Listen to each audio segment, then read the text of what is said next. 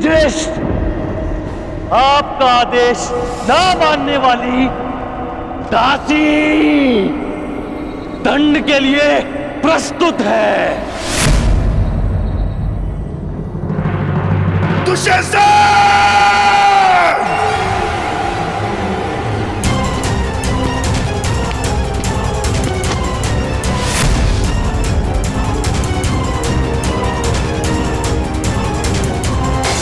दुशासन! मैं पांडुपुत्र भीम ये प्रतिज्ञा लेता हूं कि जिन हाथों से तुमने द्रौपदी को स्पर्श किया है, मैं उन्हीं हाथों को धड़ से उखाड़कर फेंक दूंगा।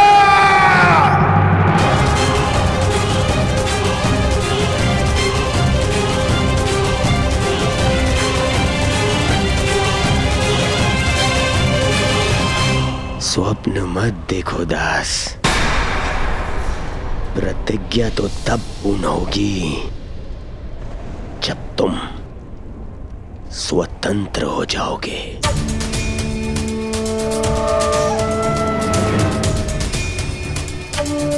अनुज दुशासन, जब गर्व टूटता है, जब अभिमान चकनाचूर हो जाता है, तब सबसे पहले मुख काला हो जाता है। अग्नि सूता होने का गर्व टूटा है इस याज्ञ सैनी का।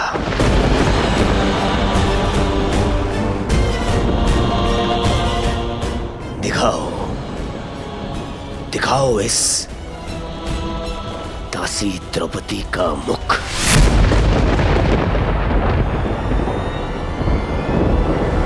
मैं दासी नहीं हूं, मूर्ख दुर्योधन।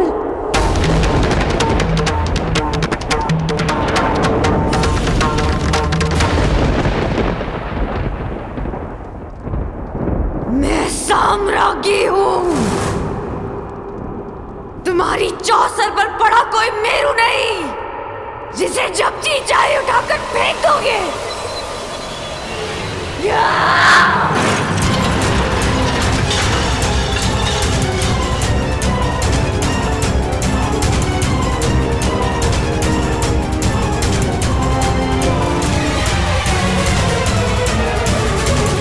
हस्तिनापुर की राज्यसभा में ये किस प्रकार का व्यवहार हो रहा है महाराज?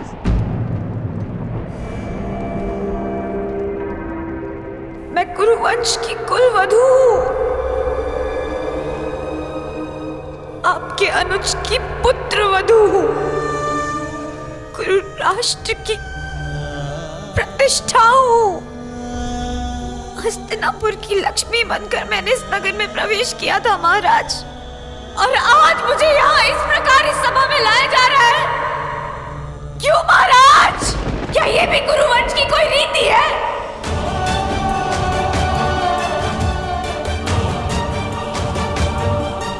पितामह, आप तो हस्तिनापुर की प्रतिष्ठा के रक्षक हैं, तो आज हस्तिनापुर के सम्मान का अंत होता हुआ आप कैसे देख सकते हैं? आप तो स्वयं माता गंगा के पुत्र हैं पितामह, वो तो पतित पावनी है। फिर आपके सामने ये पाप होता हुआ आप कैसे देख सकते हैं पितामह?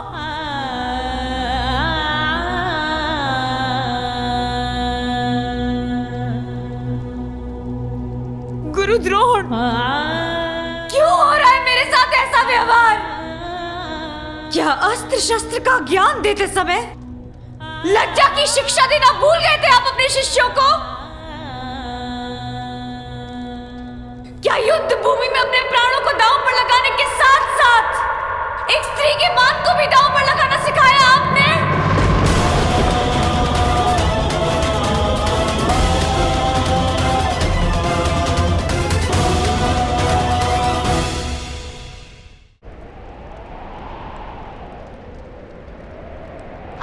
तो नीति के महान ज्ञाता है काका श्री विदुर। तो इस समय आपकी नीति शांत क्यों है? महाराज से तो विधाता ने देखने की क्षमता छीन ली, परंतु अनीति का विरोध करने का साहस आपसे किसने छीन लिया?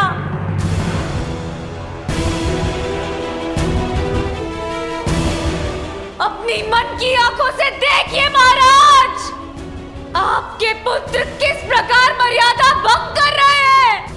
आप मौन कैसे बैठ सकते हैं? एक दासी को सदा अपने स्वामी के आदेश का पालन करना चाहिए पांचाली। और तुम इस समय पुत्र दुर्योधन की दासी हो।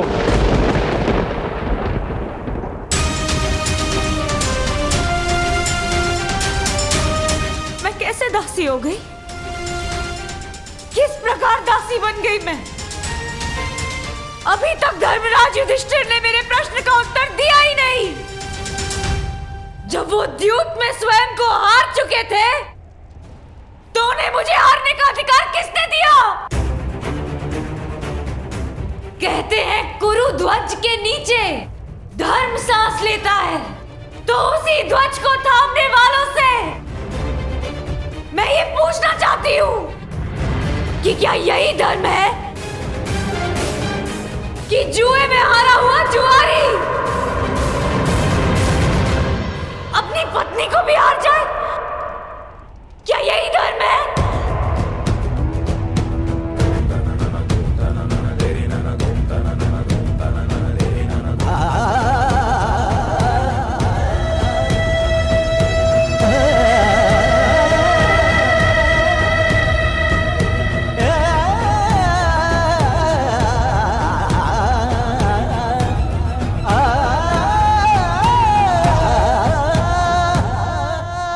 आर्यव्रत के महान शूरवीर पांडव,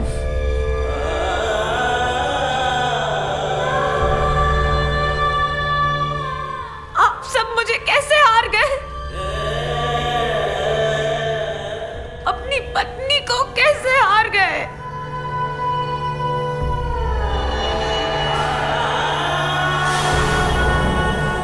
किसकी आज्ञा से? किसकी अनुमति से?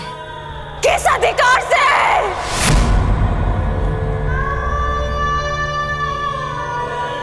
मैं आप पांचों में से किसी एक की नहीं, आप पांचों की पत्नी हूं। इसीलिए आप सभी के अर्धांग पर मेरा अधिकार है, और ये अधिकार किसी भाई के अधिकार से कहीं अधिक है। माना कि आप पांचों भाई हैं, परंतु एक पत्नी का अधिकार परिवार में सबसे अधिक होता है। मनुष्य की मृत्यु पर परिवारजन केवल दुखी होते हैं, परंतु विधवा केवल उसकी पत्नी होती है। पत्नी केवल परिवारजन नहीं, परिवार को आगे बढ़ाने वाली जननी है।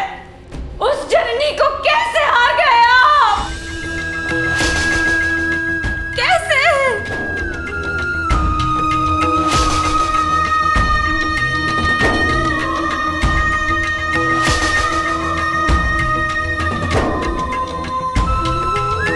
क्या धर्मराज युधिष्ठिर ने आप चारों अनुजों से मुझे दांव पर लगाने की अनुमति ली थी?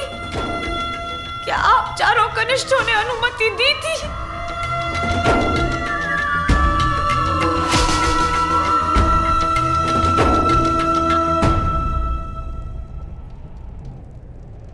यदि नहीं तो फिर कैसे?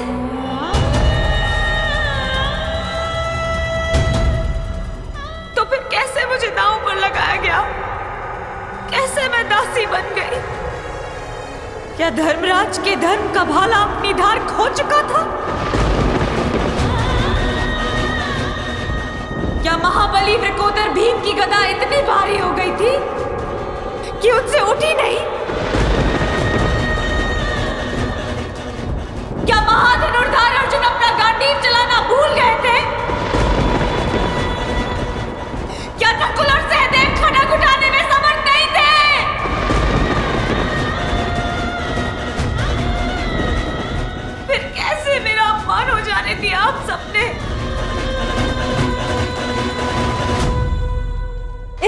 सभा में उपस्थित प्रत्येक मनुष्य से मेरा प्रश्न करने का अधिकार है, परंतु मैं केवल आप सबसे यह प्रश्न करना चाहती हूँ कि जिसके साथ अग्नि को साक्षी मानकर सप्तपदी लिए, क्या उस स्त्री को एक वस्तु समझ लिया आप सबने?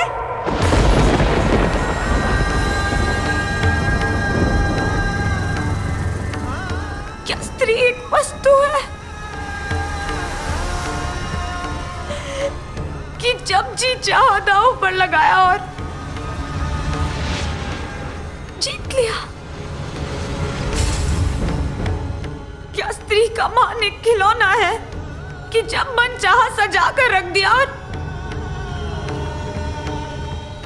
और जब मन चाहा पांव तले कुचल दिया? क्या स्त्री का घर पुरुषों की इच्छा पर चलने वाला दास है? क्या स्वयं को श्रेष्ठ सिद्ध करने के लिए धर्म पुरुषों को एक स्त्री का अपमान करने की आज्ञा देता है?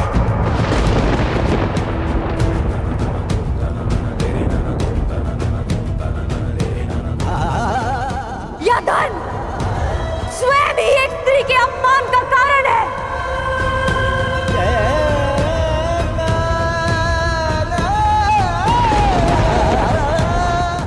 आप पांचों ने भले ही अपने आप को दास स्वीकार कर लिया,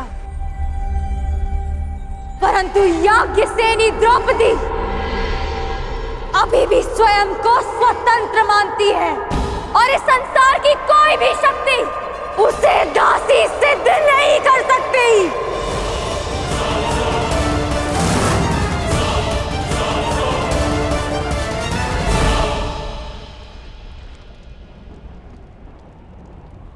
शांत शांत हो जाओ द्रौपदी।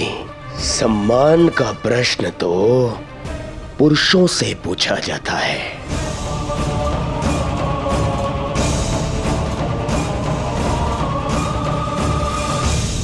ये पांचों के पांचों नपुंसक है, नपुंसक।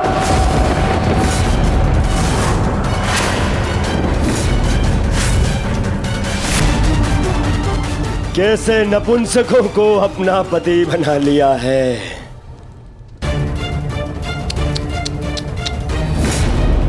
मुझे बहुत बुरा लग रहा है। एक काम करता हूं, मैं तुम्हें भी एक अवसर देता हूं। एक अवसर अपना सम्मान बचाने का।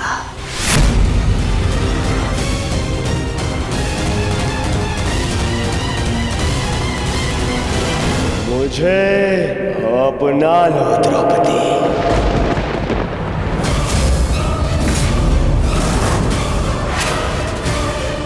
मुझसे संबंध बनाओ तो मैं वचन देता हूं, मैं तुम्हारी सुरक्षा करूंगा। मुझसे संबंध बना लिया तो ना तो कोई तुम्हारे ऊपर आंख उठाकर देखेगा और ना ही मुख उठाकर कोई दासी कहेगा।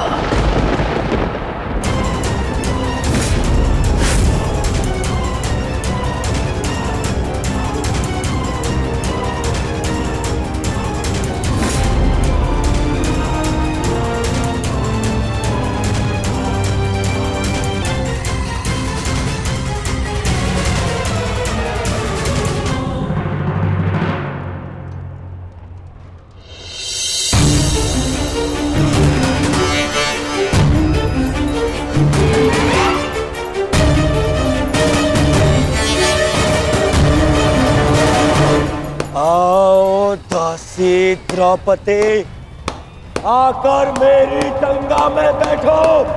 आओ।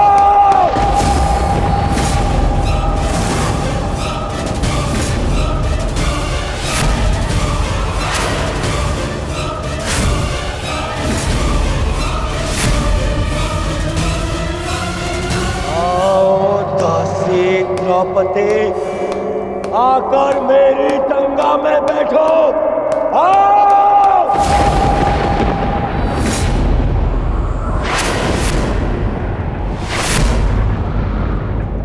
दुर्योधन!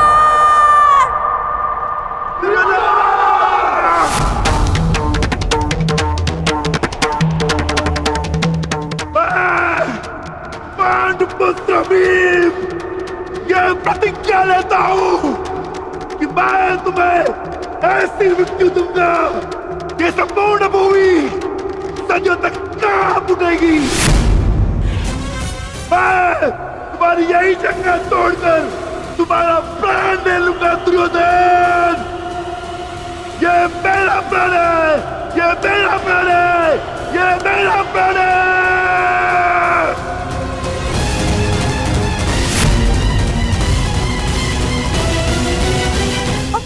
कुलवधू का ऐसा अपमान देखने के लिए आपके पास आंखें तो नहीं है महाराज, पर कान तो है। सुन तो सकते हैं कि ये हस्तिनापुर के विध्वंस के पंजाब है।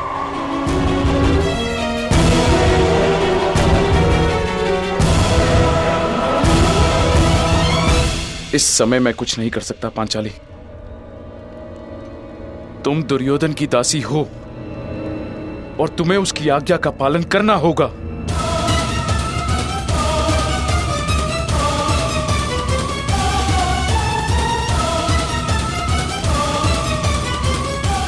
आओ दासी द्रौपदी,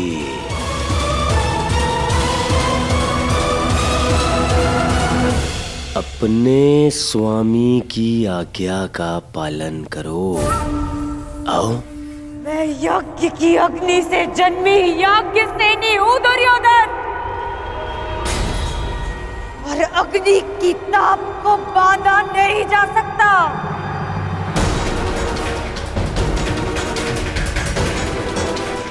मैं दासी नहीं हूं, मैं स्वतंत्र हूं, और मैं अभी इसी क्षण इस राजसभा का तिरस्कार करती हूं।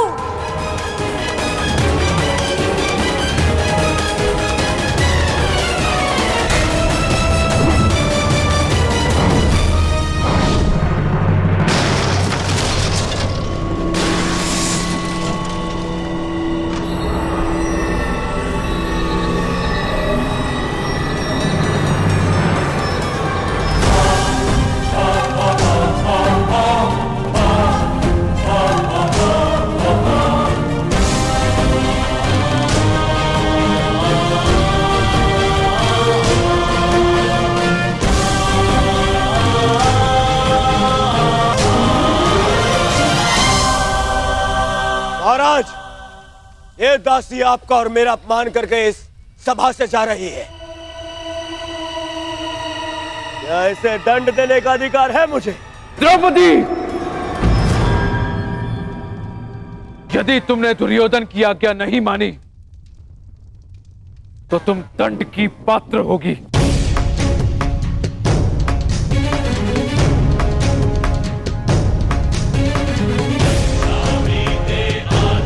अभी मुझ पे यज्ञ की अग्नि का अधिकार,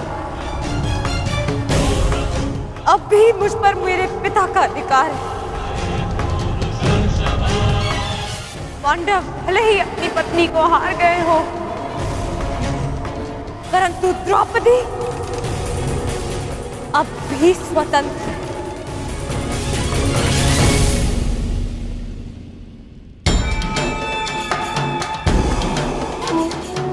जब तक मन से स्वतंत्रता का मान नहीं जाता,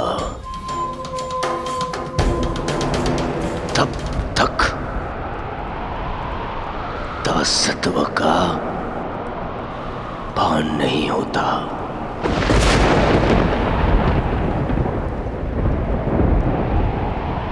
तो फिर छीन लो आन इसका।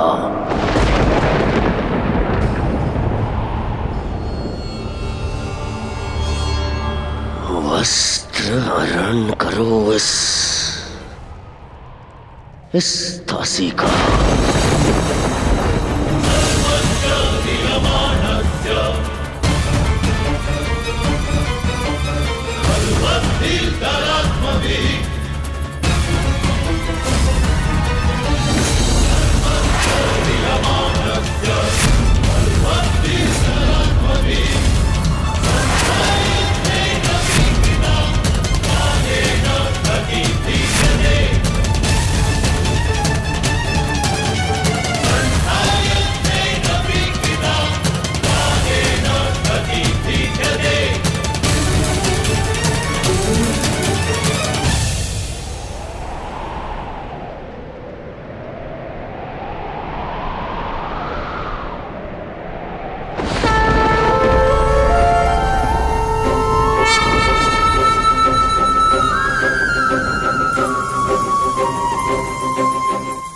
असंभव! तुमने इस विषय में सोचने का दुस्साहस भी कैसे किया दुर्योधन? जब मनुष्य पर नाश चाहता है पहले उसका विवेक हार जाता है दुर्योधन। अपने विनाश को आमंत्रण मत दो।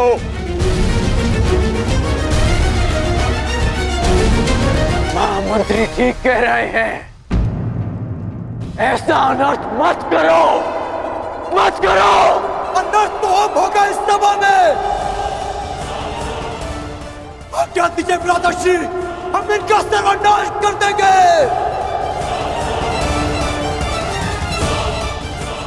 हाँ ज्येष्ठ, गुरुकुल में हुए इस पाप का कलंक मैं अभी यही कौरवों के रक्त से धोऊंगा। हाँ ज्येष्ठ, या तो हमारे प्राण ले लीजिए या फिर हमें इनके प्राण लेने की आज्ञा दीजिए। मौन रहो दास। दास हो ना? क्या तुम दास नहीं? क्या ये दास ही नहीं? और एक दासी को दंड देने का अधिकार है कि नहीं मुझे? ये अधिकार नहीं है।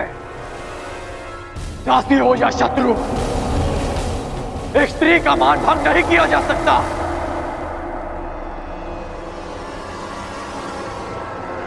और वो एक कुलवधू है।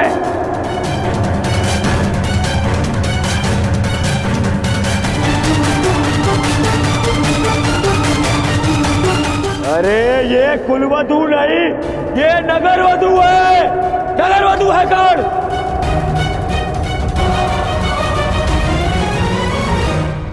तुम बताओ कर्ण, जो हर 2 महीने में अपना पति बदले, वो कौन है?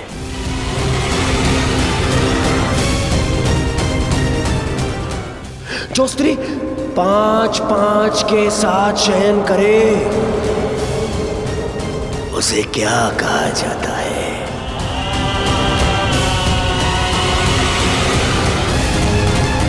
बताओ कर्ण।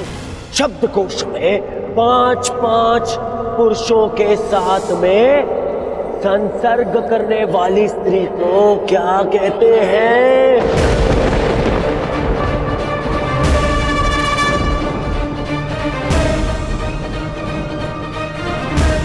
कर्ण,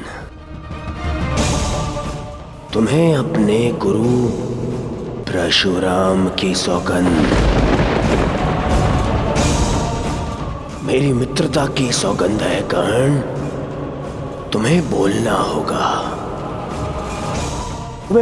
तुम्हें सौगंध है कर्ण? बोलो, क्या शब्द है ऐसी स्त्री के लिए? बोलो कर्ण, सौगंध है तुम्हें, बोलना होगा तुम्हें। सौगंध है, बोलो। क्या कहते हैं? क्या कहते हैं? क्या कहते हैं? क्या कहते हैं? क्या कहते हैं?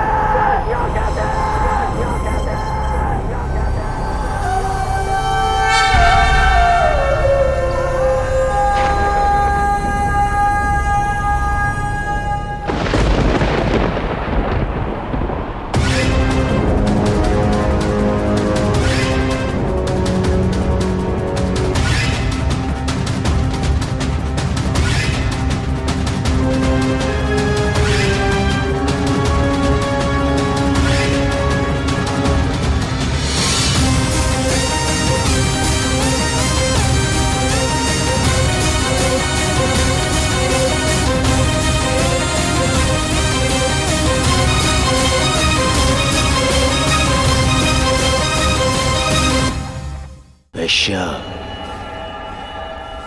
अकेले में वस्त्र उतारे या सबके सामने, कोई अंतर नहीं। उससे उसका मान भंग नहीं होता, अपितु दर्शकों को आनंद मिलता है। दुर्योधन, इसे क्षण बंद करो। ये सब अपने विनाश को आमंत्रण मत दो दुर्योधन।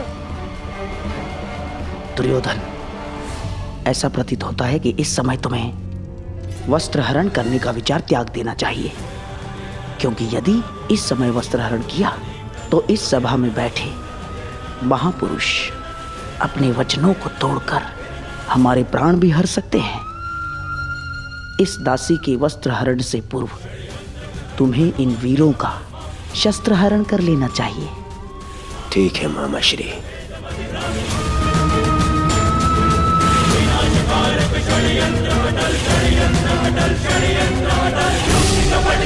मैं इस दासी को क्षमा करने के लिए तैयार हूं,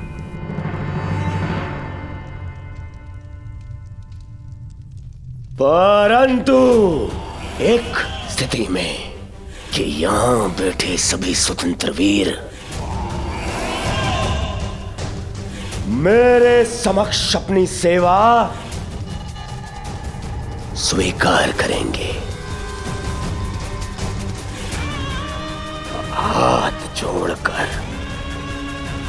हाथ जोड़कर मुझे अपना स्वामी माने, सब शपथ लें कि यदि उनके शस्त्र उठेंगे तो वो केवल मेरे लिए उठेंगे। यदि स्वीकार है तभी मैं इस दासी को क्षमा कर सकता हूं।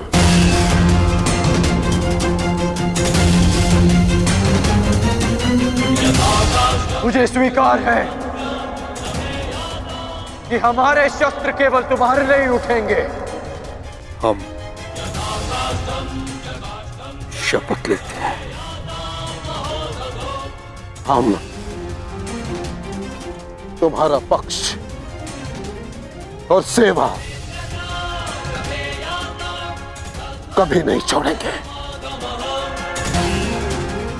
बधाई हो! दासी द्रौपदी को मेरे होने वाले सम्राट दुर्योधन ने क्षमा कर दिया,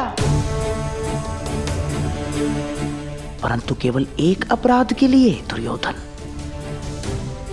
अगले अपराध पर तुम इसके साथ कुछ भी कर सकते हो, कोई कुछ नहीं कह पाएगा। दासी द्रौपदी को और एक अपराध के लिए उकसाओ दुर्योधन, उकसाओ, ताकि मेरी प्रतिज्ञा और तुम्हारा प्रतिशोध दोनों पूर्ण हो जाए। हैं? अधर्म ने धर्म के पथ पर चलने के सभी अवसर ठुकरा दिए और धर्म का ध्वज थामने वाले मुख बैठे। सृष्टि को अधर्मियों के पाप ने इतनी हानि नहीं पहुंचाई जितना धर्मियों के मौन ने। ये मौन सब कुछ विध्वंस कर देगा। हस्तिनापुर का रथ अपने पतन के मार्ग पर बढ़ चुका है। जा दासी,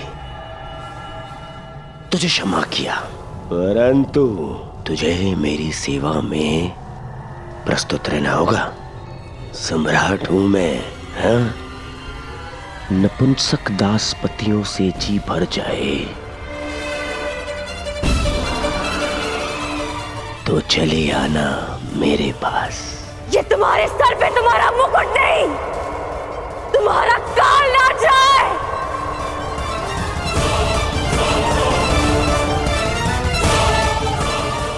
नीच! बस बहुत हो गया।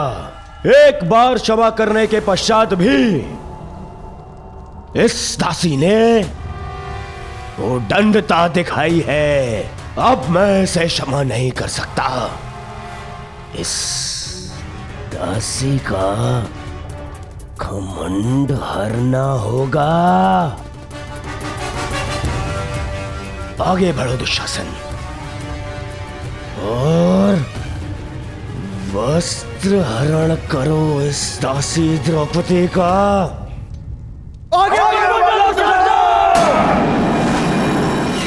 सर्वनाश हो जाएगा। हमारे दिए वचन का अनुचित लाभ मत उठाओ दुर्योधन। मौन रहिए आप सब।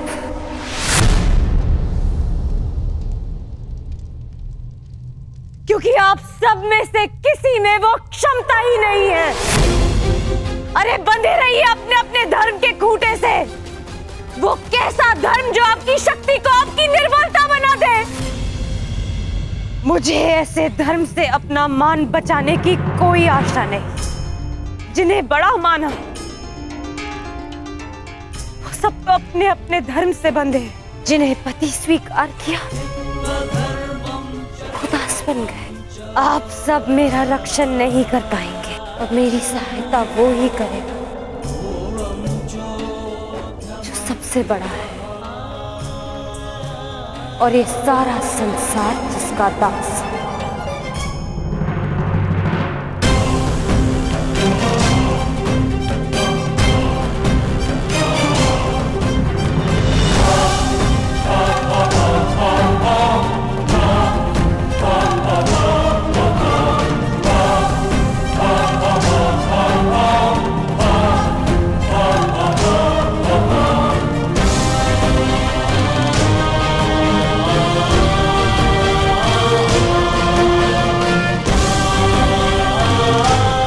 आगे बढ़ो दुशासन।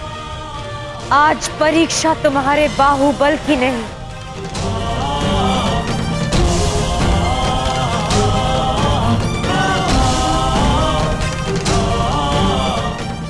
मेरी आस्था की है। और मुझे विश्वास है कि आज सभा में बैठे सभी नग्न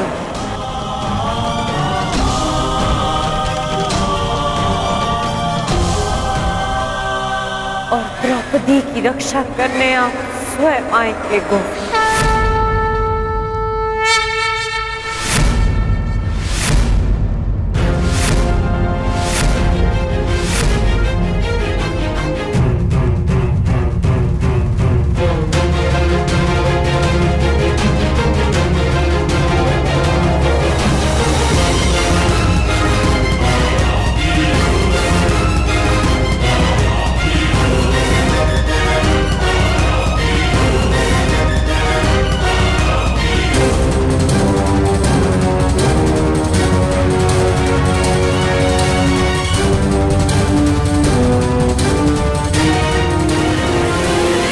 गोविंद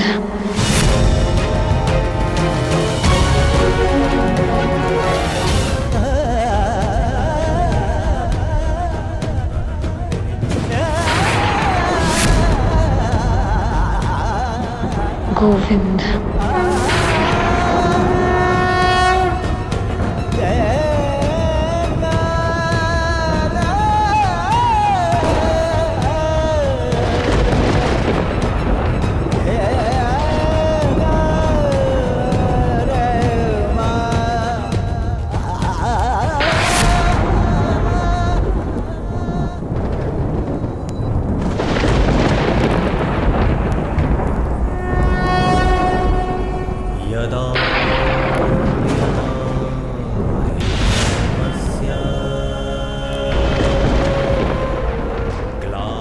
इस चीर के हर धागे का ऋण 100 गुना करके चुकाएगा तुम्हारा ये सखा।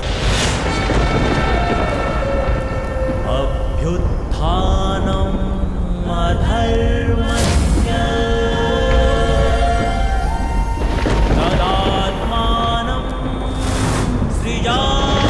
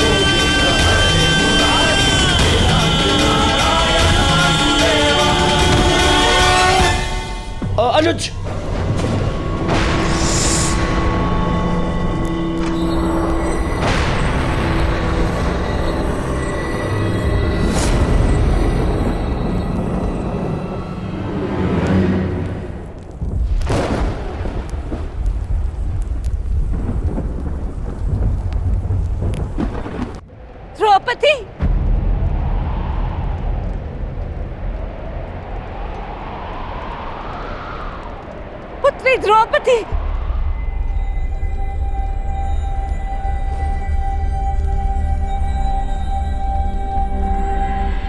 ये क्या अनर्थ हो रहा है सभा में?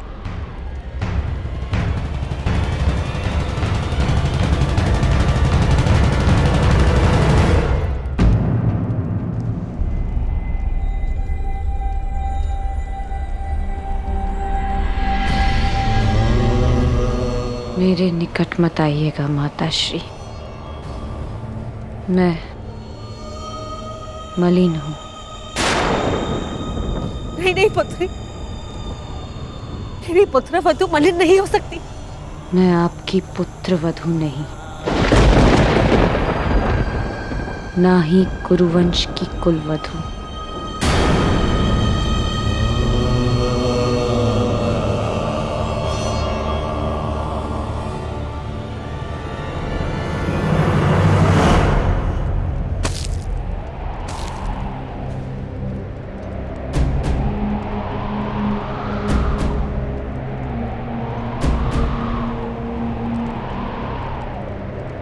और ना ही आपके पुत्रों की पत्नी।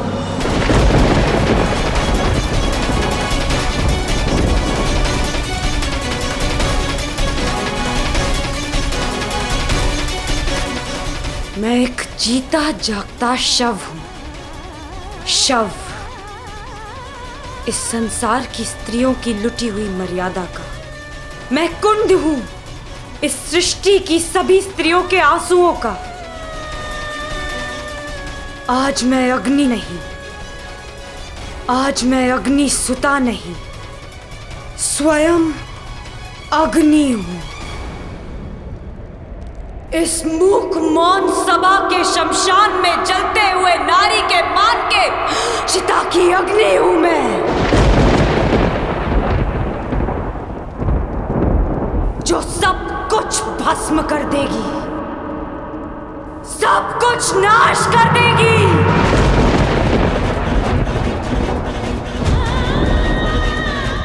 मैं जीव नहीं, साक्षात मृत्यु हूं, केवल मृत्यु। इस सभा में उपस्थित प्रत्येक अधर्मी की केवल मृत्यु।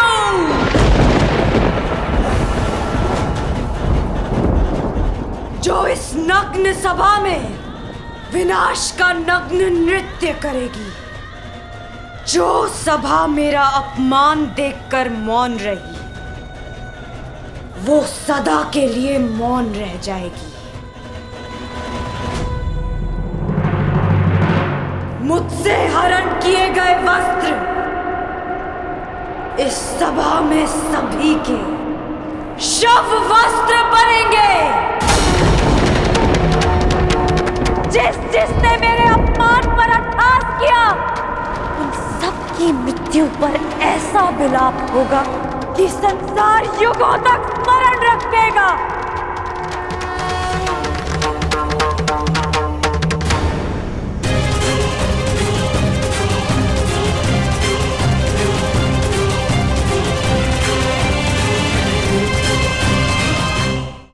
मैं याज्ञसेनी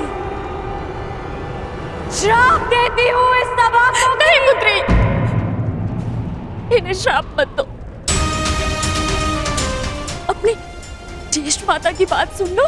क्यों सुनूं मैं किसी की? क्यों? जब मेरी चीत्कार किसी ने नहीं सुनी तो फिर क्यों? क्षमा कर दो पुत्री। मेरा श्राप ही क्षमा है महारानी, क्योंकि यदि दंड दिया तो इसी जीवन के प्रत्येक क्षण में नरक का अनुभव होगा इन्हें।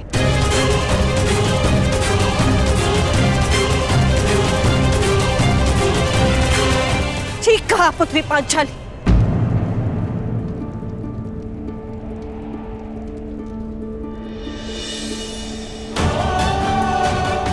इन सबको जीवन के हर पल नरक का अनुभव होना चाहिए।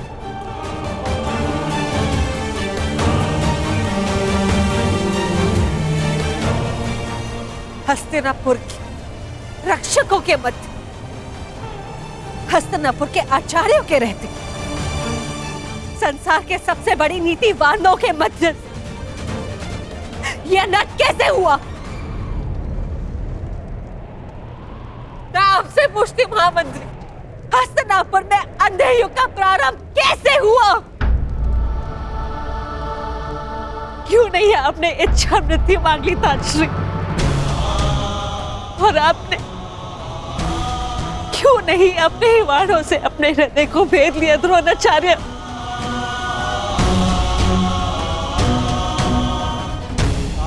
आज तुम्हारे मौन रहने के कारण देवताओं पर से विश्वास उठ चुका है मेरा। कैसे होने दिया ये अपना? कैसे बन गए इनके दास? कैसे?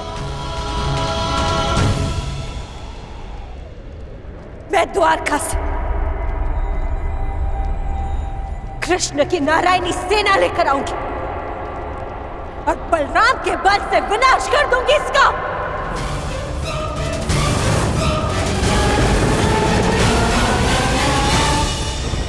सुन रहे हैं आप महाराज? सुनाई तो दे रही है ना आपको? हस्तिनापुर की ओर बढ़ रही इस विनाश के पश्चात अपने आंखों पर पट्टी बांधते समय मैंने ये नहीं सोचा था कि एक दिन ऐसा भी आएगा, आप अपने मन की आंखों पर पट्टी बांध लेंगे। अगर थोड़ी सी भी लज्जा शेष है आप में तो कुछ कीजिए, इस ज्वालामुखी को फटने से रोक लीजिए महाराज। आज निश्चित रूप से ही हस्तिनापुर लज्जित हुआ है। पांचाली पुत्री, मैं तुम्हें वर देता हूं, तुम जो चाहोगी वैसा ही होगा। क्या चाहती हो पुत्री? मांगो, मेरा वचन है तुम्हें। एक स्त्री के लिए उसका मान सबसे बड़ा होता है, और इस सभा में पहले उससे उसका सब कुछ छीन लिया और अभी प्रस्ताव रख रहे हैं कि जो वर मांगोगी मांग लो। अब मैं मांगूंगी नहीं, दूंगी, श्राप दूंगी। मैं याज्ञसेनी इस गुरुकुल को श्राप देती हूँ कि क्षमा करो, मेरे मूर्ख पुत्रों को श्राप देकर उनका त्राण मत करो। तुम्हें जो चाहिए वो मांगो, परंतु श्राप मत दो। मुझसे जो छीना गया वो मुझे कोई नहीं लौटा सकता, परंतु इस अधर्मी खेल में मेरे पतियों से जो छीना गया वो उन्हें लौटा दीजिए।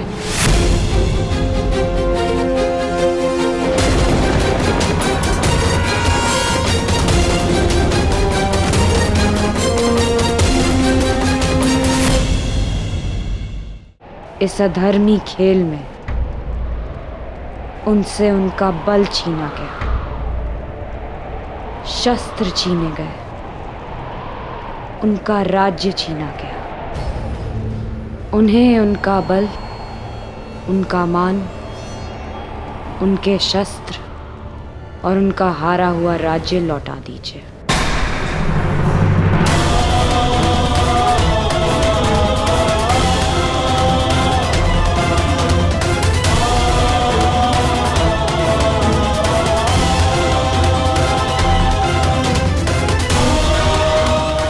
वाह, अब भी मौन है सब।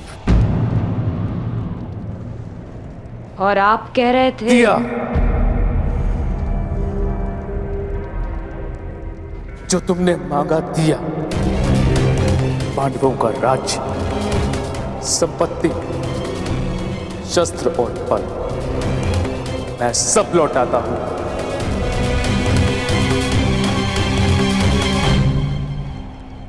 पिताश्री, मेरी जीती हुई संपत्ति को लौटाने का अधिकार आपको नहीं है पिताश्री? मैंने इस युद्ध में जो भी जीता है वो अपने बल पर जीता है, अपने।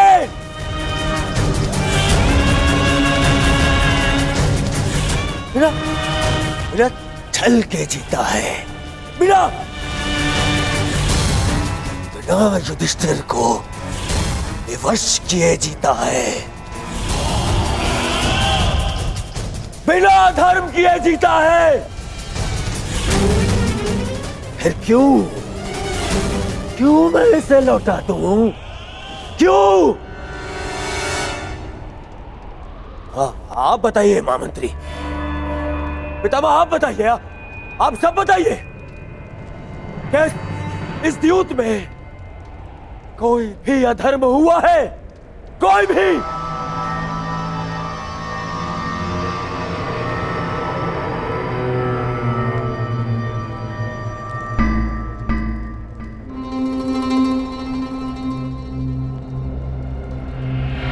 फिर से मौन हो गए सब। अधर्म सामने खड़ा होके पूछ रहा है कि उसने क्या अधर्म किया, और सब फिर से मौन। इस सभा में इतना सब कुछ हो जाने के बाद भी आप सब मौन है।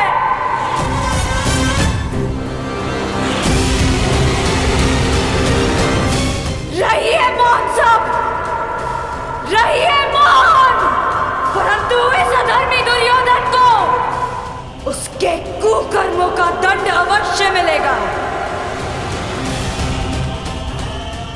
और उससे पहले इस सभा में उपस्थित वो हर व्यक्ति जिसने मौन रहकर ये अधर्म होते हुए देखा, उन्हें उनके मौन रहने का दंड मिलेगा।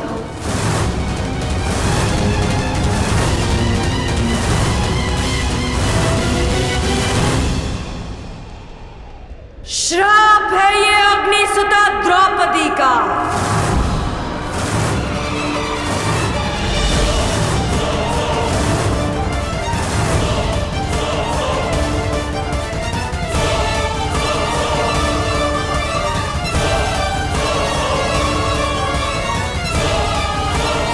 हमें उपस्थित वो हर व्यक्ति जिसने मौन रहकर ये अधर्म होते हुए देखा, उन्हें उनके मौन रहने का दंड मिलेगा।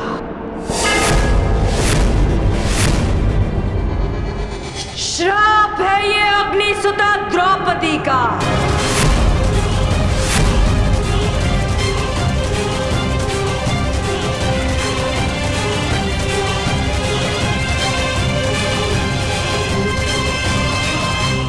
पांचाली, वहीं रुक जाइए महान पांडु पुत्रों।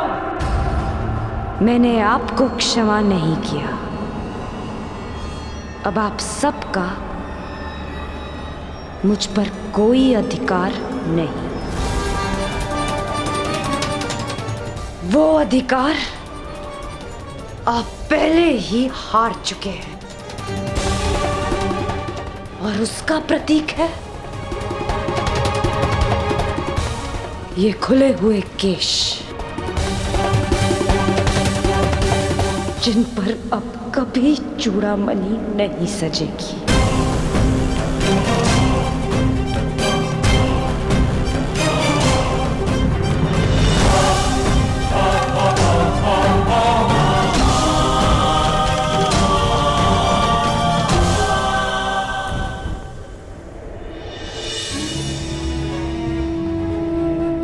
अपना जीवन दांव पर लगाकर स्त्री संतान को जन्म देती है।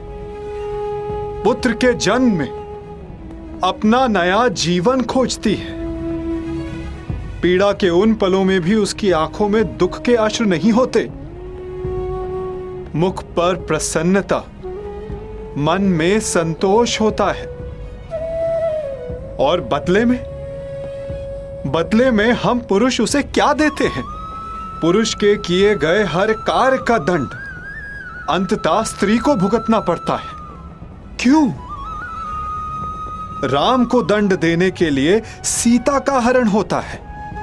सीता को ही अग्नि परीक्षा क्यों देनी होती है? युद्ध पुरुष करता है और पराजित स्त्री होती है। वीर गति पाकर पुरुष स्वर्ग भोगता है और विधवा होकर स्त्री नरक भोगती है। क्यों? क्यों पुरुष का अहंकार जगता है और स्त्री की स्वतंत्रता को सुला दिया जाता है? जुए में, मदिरा के मद में धन पुरुष खोता है और भूख स्त्री के भाग्य में आती है। क्यों? विवाह के पश्चात स्त्री सौभाग्यवती बनकर घर में आती है और उसके मस्तक पर सिंदूर के रूप में उसके पति की दासी होने का चिन्ह लगा दिया जाता है। अपनी इच्छा से 100 पत्नियां रखने वालों को पराक्रमी समझा जाता है और दुर्भाग्यवश एक से अधिक विवाह करने वाली महिला को वैश्या कहकर पुकारा जाता है। क्यों? पुरुष असफल होकर संसार का त्याग करता है और अपना घर संसार चलाने के लिए स्त्री को संघर्ष करना पड़ता है।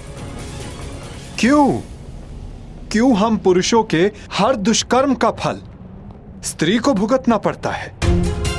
जो जीवन देती है उसका अधिकार तो केवल आनंद, प्रसन्नता और सम्मान होना चाहिए। फिर उसका चीरहरण क्यों होता है? स्मरण रखना, जब तक स्त्री को मान, सम्मान और अधिकार मिलेंगे, ये सृष्टि फलेगी, फूलेगी, विकास होगा। और जब जब स्त्री का मान भंग होगा, जब जब उसका अभिमान पुरुष के दम तले कुचला जाएगा, तब विनाश होगा। हर बार एक नए रूप में एक महासंग्राम होगा, एक महाभारत होगा। भारत होगा।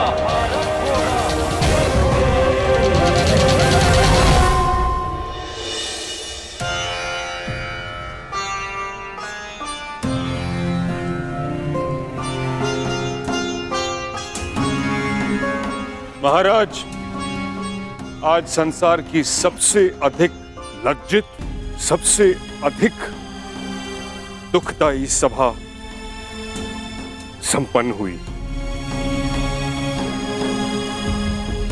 अब आज्ञा दीजिए। नहीं है आज्ञा।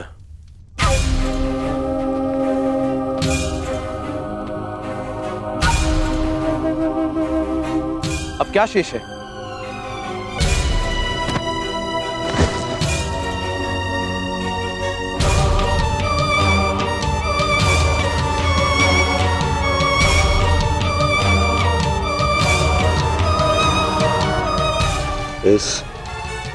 इस सभा को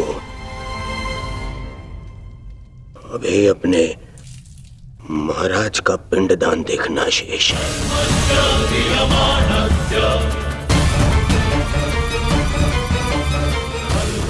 नारिकेलम समर्पयामि। ये क्या अनर्थ कर रहे हो दुर्योधन? अपने पिता का तर्पण कर रहे हो मेरे जीते जी? हाँ, आपका पिंडदान कर रहा हूं।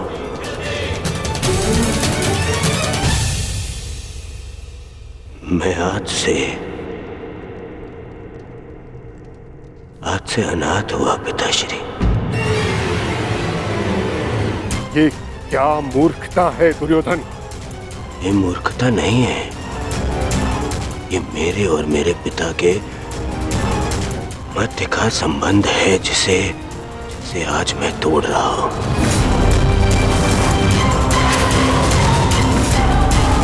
और आप इस संबंध से जुड़े हुए नहीं हैं, इसीलिए मौन रहिए पितामह। क्योंकि आज जो मेरे साथ हुआ उससे यही प्रतीत होता है कि मैं मैं पिता विहीन हूं। एक पिता अपने संतान के लिए जीता है।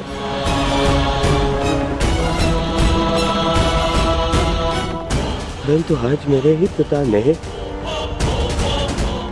मेरे ही साथ इतना बड़ा अन्याय कर दिया। क्या अनर्थ प्रलाप कर रहे हो दुर्योधन? मैं प्रलाप कर रहा हूं। एक सम्राज्ञी को द्यूत में दासी बना लेने पर इस सभा में सभी ने बहुत बड़ा चढ़ाकर कहा। सब मेरे विरुद्ध हो गए, परंतु मुझसे बिना किसी कारण के एक श्राप के भय से मुझसे इंद्रप्रस्थ छीन लिया गया, मेरा साम्राज्य छीन लिया गया। और इस अन्याय के कारक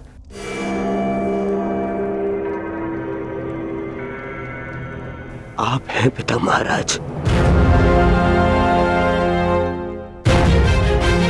पहले पितामह के कारण हस्तिनापुर का विभाजन होने दिया आपने, और आज एक श्राप के भय से मेरा जीता हुआ साम्राज्य छीन लिया।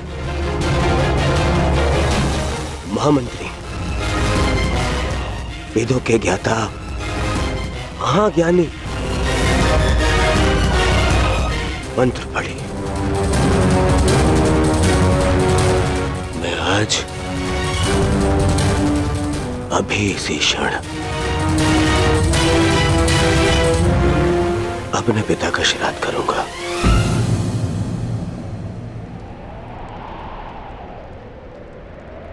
ऐसा मत कहो पुत्र, ऐसा मत कहो।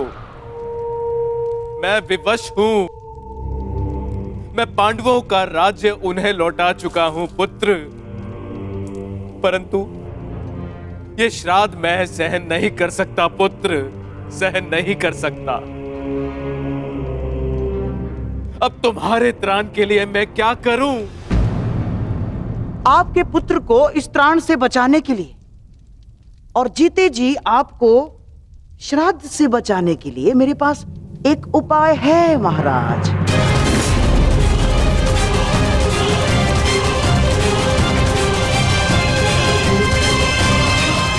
ये द्वार क्यों बंद हो रहा है?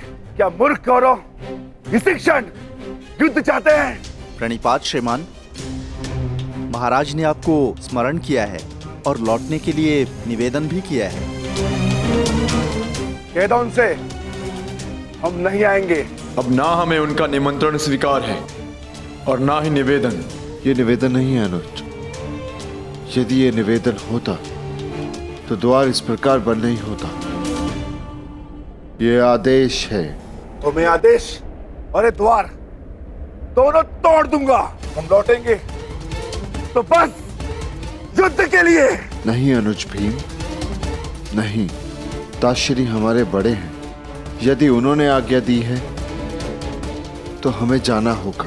ये आज्ञा नहीं है भ्राताश्री, जाल है और हमें इसमें नहीं फंसना है। पांचाली यहां से जा चुकी है, व्यथित है, हमें उसे संभालना है। हमें इंद्रप्रस्थ जाना होगा भ्राताश्री। ये जाल है तो भी हमें धर्म के कारण जाना होगा।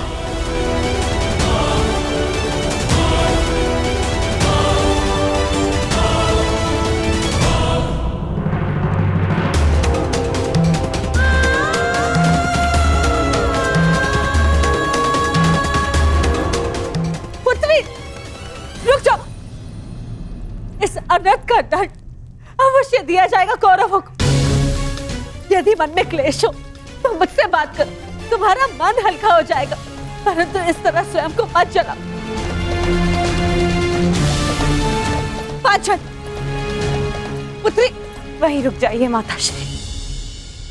ये द्वार मेरे और आपके मध्य की सीमा है, इसे पार मत कीजिएगा। पांचाली को एकांत चाहिए।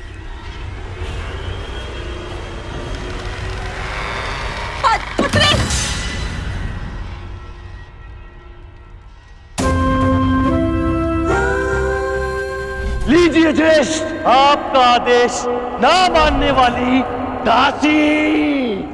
आओ दासी द्रौपदी, आकर मेरी टंगा में बैठो। आओ। वस्त्र हरण करो इस दासी का, जो हर 2 महीने में अपना पति बदले, जो स्त्री 5-5 के साथ शयन करे, उसे क्या कहा जाता है? बताओ कर्ण। शब्दकोश में 5-5 पुरुषों के साथ में संसर्ग करने वाली स्त्री को क्या कहते हैं? बोलो। वेश्या कहते हैं, वेश्या कहते हैं, वेश्या कहते हैं, वेश्या कहते हैं, वेश्या कहते हैं।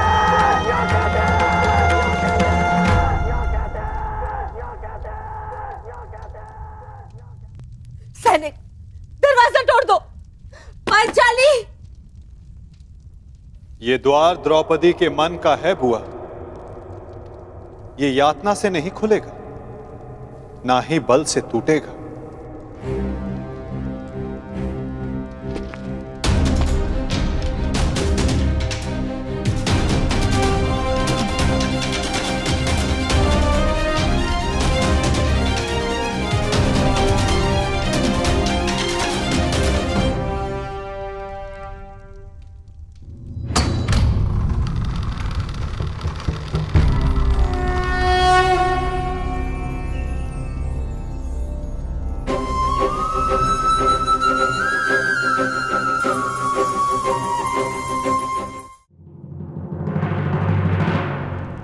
सखी,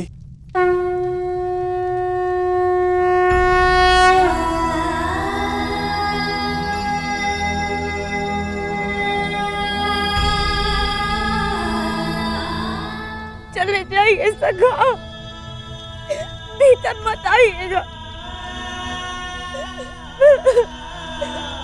मैं मलिन हूँ। मलिन तो वो सोच है सखी जो तुम्हें मलिन समझे सखी, और मनुष्य तो भीतर से पवित्र होता है। तुम तो उस गंगा की भांति हो जो सबके पाप हरने के पश्चात भी मलिन नहीं होती। तुम पावनी, पवित्र हो।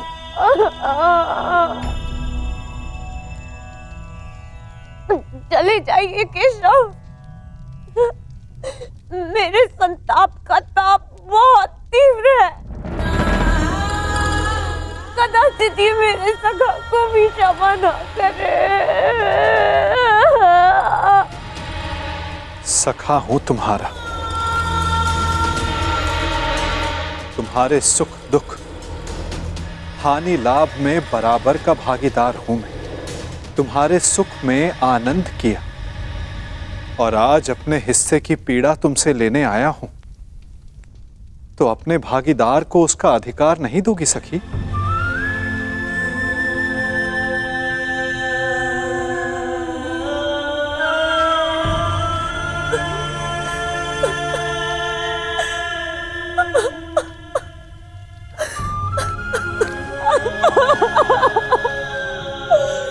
क्यों सखा?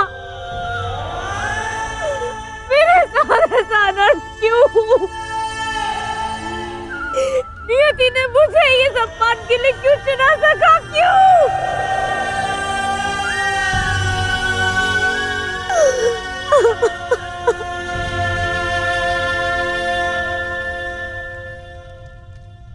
क्यों? ये क्यों बड़ा भयानक होता है सखी? क्योंकि हम इस क्यों के उत्तर को खोजते रह जाते हैं और अपना लक्ष्य खो बैठते हैं।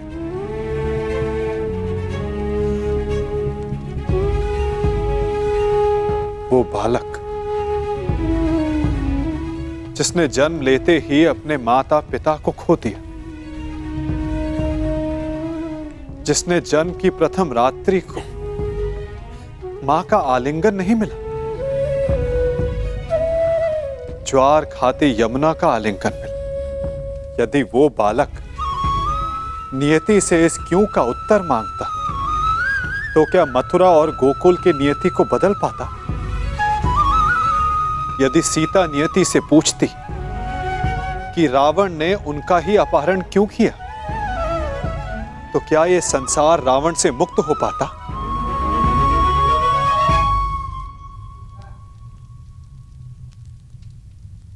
जो कल बीत गया सखी, यदि उसका दुख वर्तमान में मनाओगी तो अपने भविष्य को खो बैठोगी।